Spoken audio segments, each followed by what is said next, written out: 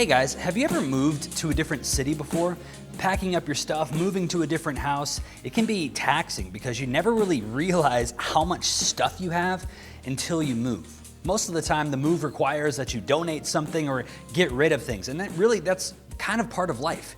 We need to get rid of things as we move on to whatever the next thing is. Letting go of things is a part of life, and it's a part of what it means to grow up. And Acts 21 this week is going to show us that it's actually a part of what it means to follow Jesus as well. In Acts 21, we see Paul moving towards Jerusalem, and there were a lot of people in Jerusalem who hated him and wanted him to die. In fact, he even received threats there before, just like Jesus had done, decades prior. But he knew that God wanted him to go there to preach, even at the risk of his own life. In verse 1, you hear Paul's heart. It says that he was torn away from his friends in Ephesus to go towards Jerusalem. He was torn away from them.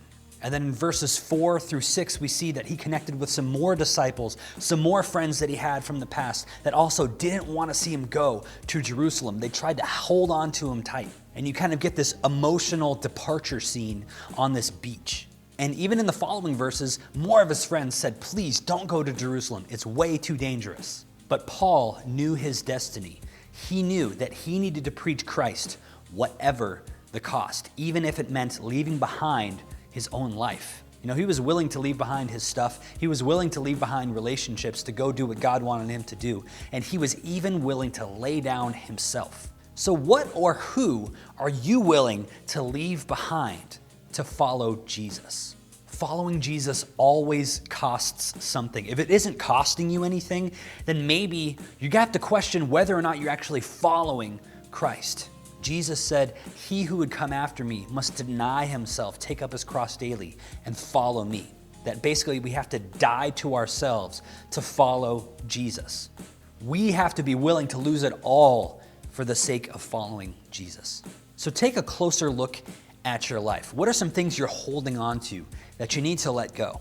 What's standing in the way of you taking your next step towards Jesus? Because I can speak from personal experience. Through the pain of letting go, God grows you within. God grows his love for himself inside of you and his love for others inside of you when you let go. So I challenge you, let go of something this week. Give up something this week. Lay something down that is preventing you from following Jesus. This is how God grows you. This is how God grows his church and pushes us forward.